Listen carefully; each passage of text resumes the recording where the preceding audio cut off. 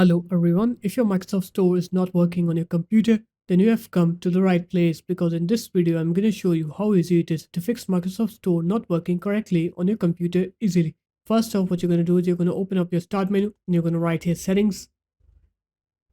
And once you're here, you're going to go into system and then you're going to scroll down until you find system components. And here you're going to go into Microsoft Store, go into advanced options here, scroll down and just click terminate on here. After Microsoft Store is terminated, click repair and wait for it to repair Microsoft Store on your computer. Once it's done repairing, just click reset on here. And after it's done resetting Microsoft Store, now what you're going to do is you're going to make sure that you go ahead and restart your computer.